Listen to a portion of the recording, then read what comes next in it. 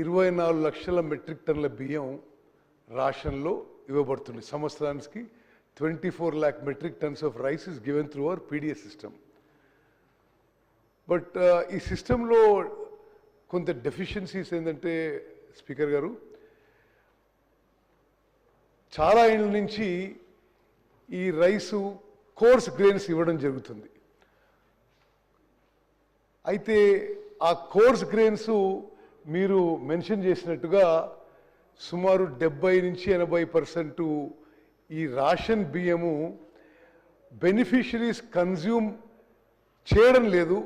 అదొక ఇల్లీగల్ అక్రమ వ్యాపారానికి గురై ఇది డైవర్ట్ కావడం, బెనిఫిషరీస్ అమ్ముకోవడం, రేషన్ డీలర్స్ అమ్ముకోవడం మనందరం చూస్తుండగానే సుమారు 7-8 వేలు కోట్లు ఖర్చు పెట్టి ఈ రేషన్స్ ఎవరికి ఉపయోగపడటం లేదు.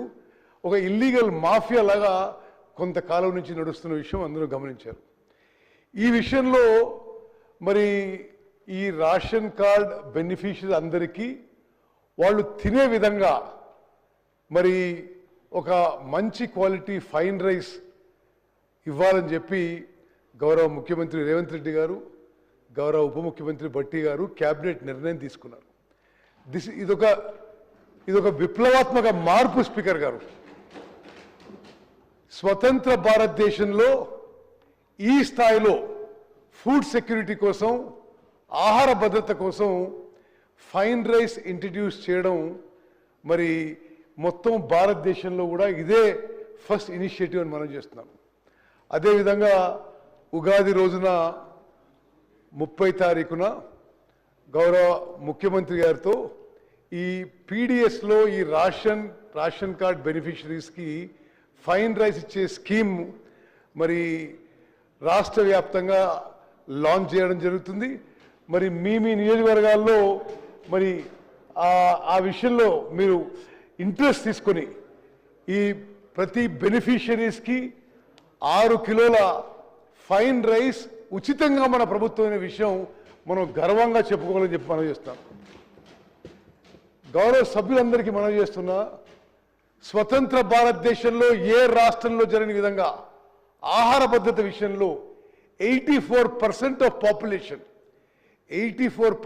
పాపులేషన్కి ఉచితంగా మంచి క్వాలిటీ సన్న బియ్యం స్కీము ఈ ఉగాది నుంచి కూడా మరి మనం మొదలు పెడుతున్నాం.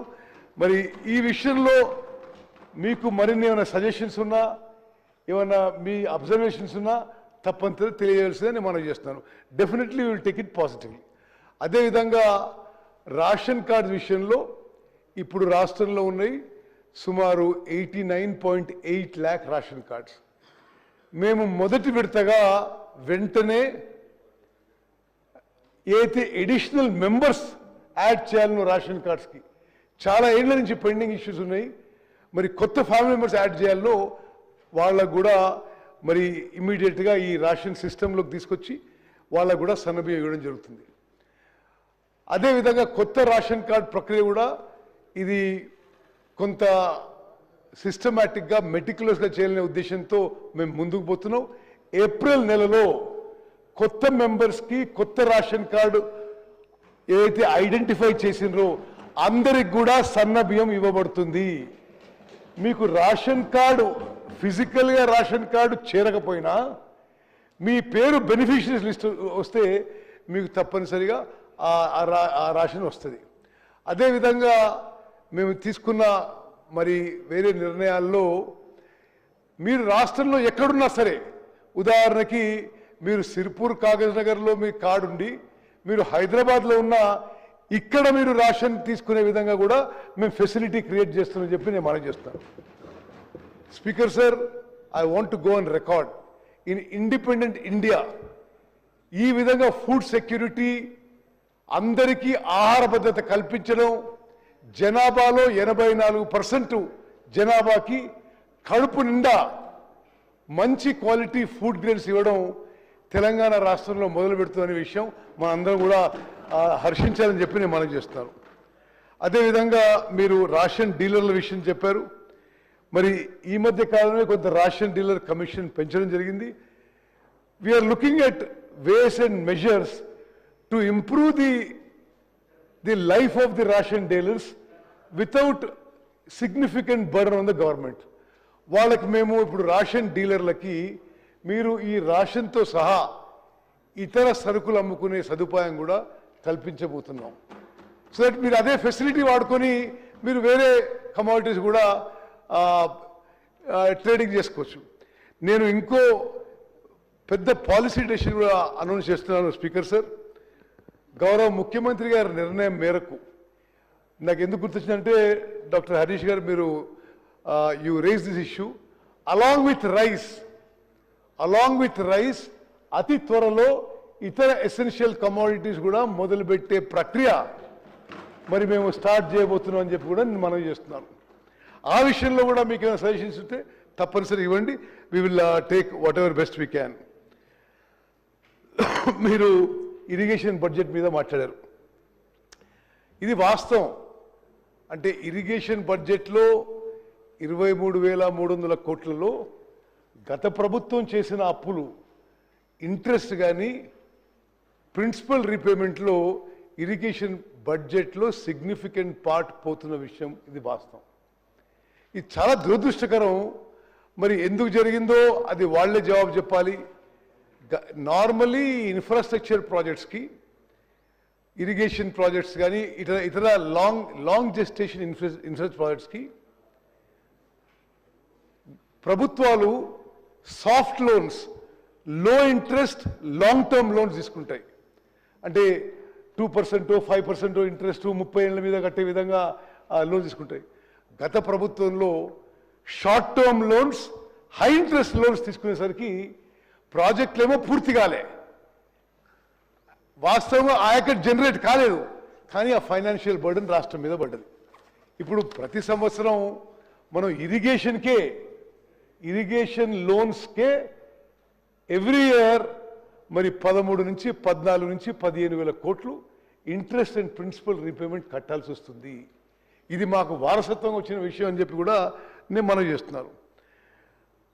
అదేవిధంగా మీరు ప్రాజెక్టుల విషయంలో కొంత వివక్ష జరుగుతుందేమో అని చెప్పి మీ అనుమానం వ్యక్తం చేశారు. అంటే I thought I'll finish it off because అందరు అయిపోయారు, it will be very late. ఈ మెయిన్ ఇష్యూస్ అనుకున్నా, అది మళ్ళీ జవాబు చెప్దాం తక్కువ ఇష్యూస్ వచ్చినప్పుడు. మరి ప్రాజెక్ట్స్ విషయంలో ఏమీ వివక్ష ఉండదు. శాసనసభ్యులందరికీ మనం చేస్తున్నా, మేము కొన్ని కేటగరైజేషన్ ఆఫ్ ప్రాజెక్ట్స్ చేశాము. అంటే ఏ ప్రాజెక్ట్స్ అయితే తక్కువ ఖర్చుతో ఎక్కువ ఆయకట్టు షార్ట్ టైంలో రాగలుగుతాయో అది కేటగిరీ ఏగా పెట్టుకొని, దాని తర్వాత ప్రాజెక్ట్ కేటగిరీ బి పెట్టుకొని ఆ విధంగా ముందుకు పోతున్నాము. ఏ ప్రాజెక్ట్స్ అయితే ఇమ్మీడియట్గా లాంచ్ చేయగలుగుతామో, ఇనాగ్రేట్ చేయగలుగుతామో, ఆయకట్టు ఇవ్వగలుగుతామో, మరి తక్కువ ఖర్చుతో ఎక్కువ ఆయకట్టు ఆ కేటగిరీ మేరకే మరి మేము ప్రయారిటీ ఇచ్చి ముందుకు పోతున్నాం. శాసనసభ్యులు ఎవరైనా సరే మీ కాన్స్టిట్యున్సీలో అటువంటి ప్రాజెక్ట్స్ ప్రయారిటీలో ఉంటే తప్పనిసరిగా మా దృష్టికి తీసుకురండి. దాంట్లో ఏ విధంగా మేము చేసిన దాంట్లో ఏమన్నా సవరణలు, మార్పులు, చేర్పులు చేయాల్సి తప్పనిసరి చేస్తామని చెప్పి కూడా మీకు అష్యూరెన్స్ ఇస్తున్నా. మీరు దేవాదుల గురించి స్పెసిఫిక్గా చెప్పారు. దేవాదుల పంపింగ్ స్టేషన్ 3 వాస్తవంగా దేవాదుల ప్రాజెక్టు కొంత నిర్లక్ష్యానికి గురైంది. మరి ఎంతో ప్రోగ్రెస్ అయిన ప్రాజెక్టు గత 10 ఏళ్లుగా కొంత నిర్లక్ష్యానికి గురై మరి మీరు చెప్పిన పంపింగ్ స్టేషన్ 3 కూడా అది పూర్తి కాలేదు. అయితే రిలెంట్లెస్గా ఫాలోఅప్ చేసి ఆ పంపింగ్ స్టేషను ఈరోజు రేపు 2 రోజుల్లో ఆన్ చేయబోతున్న విషయం కూడా నేను మీకు మనవి చేస్తున్నాను. అదేవిధంగా SLBC tunnel, very unfortunate, very sad accident. మేము ప్రపంచంలోనే ఈ టనల్ యాక్సిడెంట్స్ ఎక్స్పర్ట్స్ దేశ విదేశాల నుంచి ఫామ్ చేసి, నేను యాక్సిడెంట్ అయిన 3 గంటలకు అక్కడ చేరిన, అక్కడనే ఉన్నాం. మరి రెస్క్యూ అండ్ రిలీఫ్ ఆపరేషన్స్ కూడా రిలెంట్లెస్గా మానిటర్ చేస్తున్నాం. మరి ముఖ్యమంత్రి గారు కూడా, వేరే మంత్రులు కూడా అక్కడికి వచ్చి మరి ఆపరేషన్స్ సూపర్వైజ్ చేయడం జరిగింది. దురదృష్టవశాత్తు ఈరోజు వరకు మరి 2 బాడీసే దొరికినాయి. The rescue and relief operations are on going.